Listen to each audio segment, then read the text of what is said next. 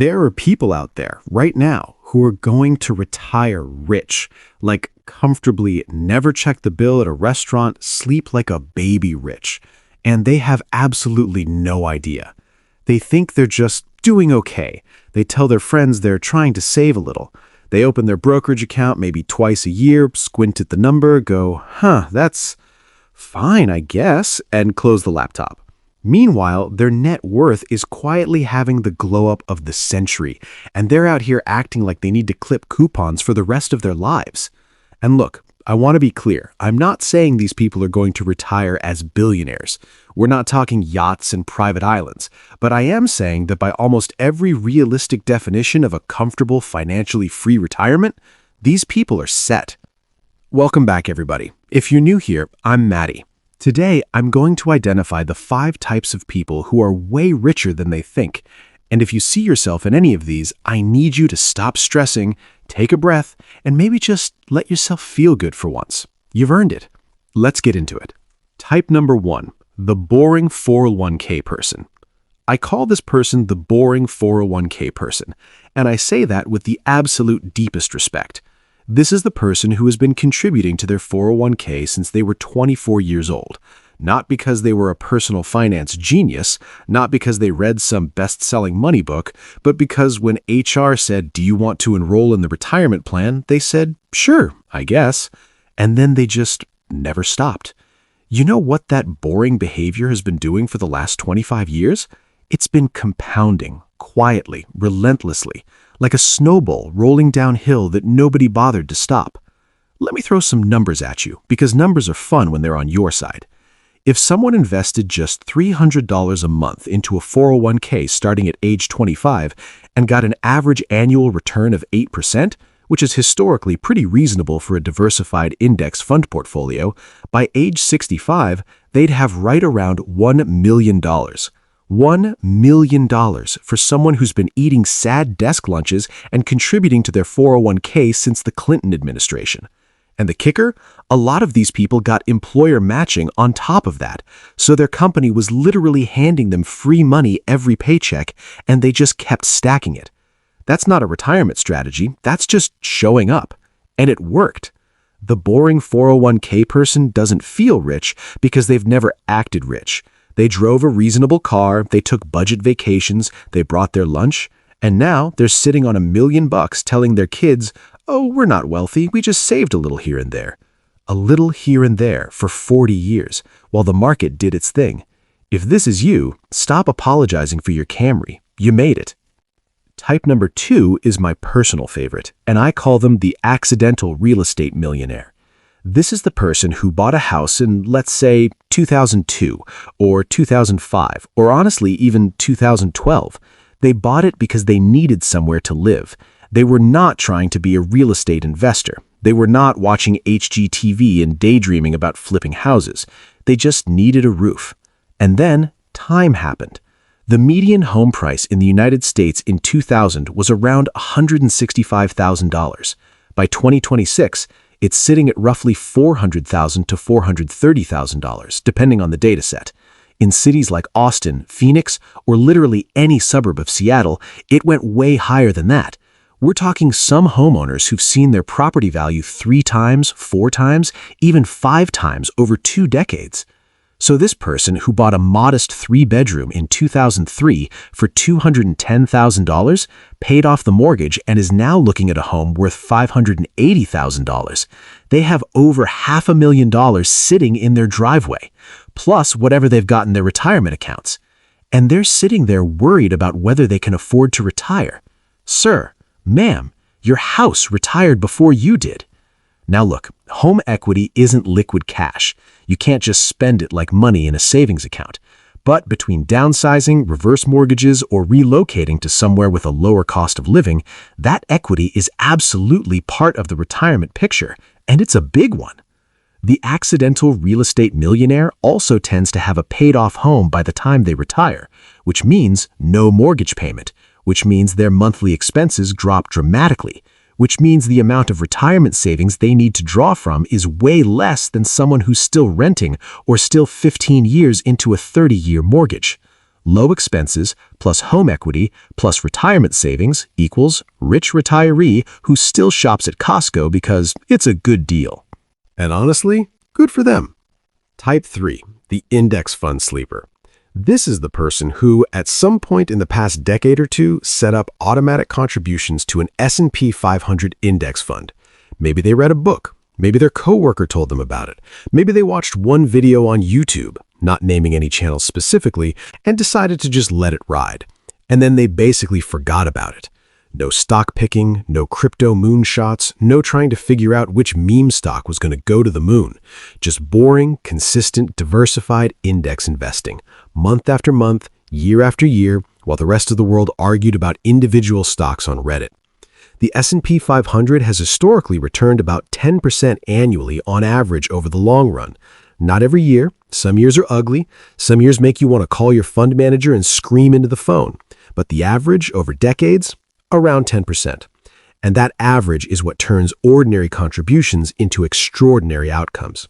The index fund sleeper didn't panic sell in 2008, not because they were emotionally disciplined investment geniuses, but because they genuinely forgot to check. And by not checking, they accidentally avoided the single biggest mistake most retail investors make, selling at the bottom out of fear and locking in their losses permanently. There are people right now who have had $50,000 in an index fund for 20 years and are shocked to discover it's now worth $336,000. That's not a trick. That's just compound interest doing its very powerful thing over a very long time. The index fund sleeper thinks their portfolio is just okay. What they actually have is a financial powerhouse they've been ignoring like a text from their mom. Look at the account. You're going to be just fine. Now, type 4 is increasingly rare, and if you are one, you are genuinely sitting on something the rest of us can only dream about. I'm talking about the pension unicorn, the defined benefit pension, a guaranteed monthly paycheck for the rest of your life. In retirement, no matter how long you live, no matter what the stock market does, no matter what inflation looks like, it just shows up every single month. Do you understand how insanely valuable that is in a world where most people are trying to build their own retirement income from scratch? Teachers, government employees, firefighters, police officers, military veterans, some long-tenured union workers. If you spent 25 or 30 years in one of these careers and you're vested in a pension, congratulations. You've built something that the rest of us can only dream about. Here's a way to think about it. If your pension pays you $3,000 a month in retirement, that's $36,000 a year. To generate $36,000 a year from a traditional investment portfolio using the 4% safe withdrawal rule, you'd need $900,000 in savings. That's what your pension is worth in investment portfolio equivalent terms. Just sitting there, guaranteed, forever. And here's the wild part. Most pension recipients don't think of it that way. They go, oh, I get a pension, so I guess that's nice. Not, I'm effectively sitting on the equivalent of a nearly $1 million portfolio that will never run out as long as I'm alive.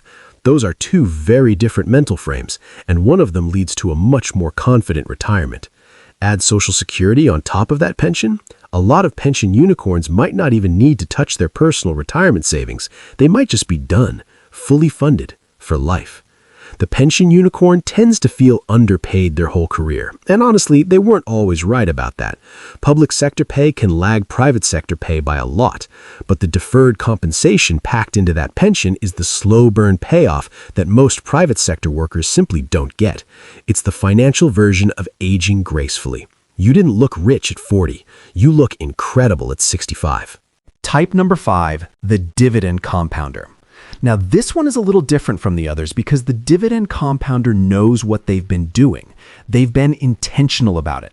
They invested in dividend-paying stocks or dividend ETFs over the years and reinvested every single payment back into the portfolio. But here's the thing. They still don't realize how rich they are because they keep measuring their wealth the wrong way.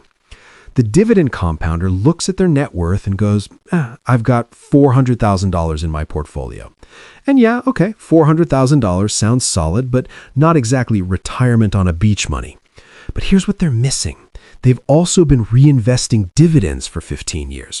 The number on the screen isn't just a static pile of cash, it's a living, breathing, growing income engine. That $400,000 portfolio isn't just worth $400,000. It's generating $12,000 to $18,000 a year in passive dividend income. And that number grows every single year because they keep reinvesting. Companies raise their dividends. The shares increase in value. More shares means more dividends. More dividends means more shares. The snowball gets bigger, and it gets bigger faster. By the time retirement hits, a disciplined dividend compounder might be looking at $25,000, $30,000, or more in annual dividend income just rolling in, whether they get out of bed or not, whether the market is up or down that week, whether they check their phone or leave it in a drawer. That's the part that breaks people's brains when they finally sit down and actually run the numbers. The portfolio isn't just a number on a screen, it's a machine. It's a little factory that runs 24/7, 365 days a year producing income, and they've been quietly building it for years without fully appreciating what they were creating. The dividend compounder's real wake-up moment is when they finally sit down and realize, wait, I don't have to sell anything to live off this. The money just comes? Yeah, it does. That's what financial freedom actually looks like. Not a number, a flow, passive income that arrives whether you work or not. So here's the question I always get when I talk about stuff like this. Maddie, if these people are so set up, why don't they know? And honestly, it comes down to a few things, and I think they're worth unpacking because understanding them might actually change how you think about your own financial situation. First, we're terrible at measuring our own wealth. Most people measure wealth by lifestyle. Fancy car, big house, designer clothes, first-class flights. But a lot of genuinely wealthy retirees live modestly by choice. They're not flexing, they're compounding. They look at someone who leases a BMW and assume that person is richer than them. In reality, the person driving the paid-off Honda with $800,000 in their IRA is winning by a mile. We've been conditioned to equate spending with wealth, and that wiring is hard to override even when your net worth says otherwise. Second, we're wired for financial anxiety, and that anxiety doesn't care about your balance sheet. Behavioral economics research shows that financial losses feel roughly twice as painful as equivalent gains feel good. So even people who've been growing their wealth steadily for decades are hyper-aware of every market dip, every news headline, every what if. That anxiety doesn't disappear just because your 401k hits 7 figures. It just finds new things to worry about. And third, the financial media is not designed to reassure you. It's designed to get your attention. Every headline is, "The market is crashing," or "Inflation will destroy your retirement," or "Are you really prepared for what's coming?" There's very little content out there that says, hey, if you've been quietly doing these basic things for the last few decades, you're probably going to be okay. Mild reassurance is terrible for engagement. Fear and urgency pays the bills. Which, by the way, is exactly why I made this video, because I think a lot of you watching right now are doing better than you think, and you deserve to hear that once in a while. Now here's my question for you. Do you see yourself in any of these? Or maybe you know someone who fits one of these types but is convinced they're not really wealthy, still stressing about money, still feeling behind, still thinking retirement is some far-off dream? Drop it in the comments below. I genuinely read every single one. And if this video made you feel even a little bit better about where you're headed financially, do me a favor. Hit that like button and share this with someone who needs to hear it. Because there are people in your life who are stressing while sleeping on their own wealth right now. They've done the work. They just haven't looked up yet to see how far they've come. And if you want to know exactly how to figure out which category you fall into and what steps to take from here, I've got a video right over here that walks through exactly how to calculate your retirement number. You might be a lot closer than you think. I'll see you in the next one.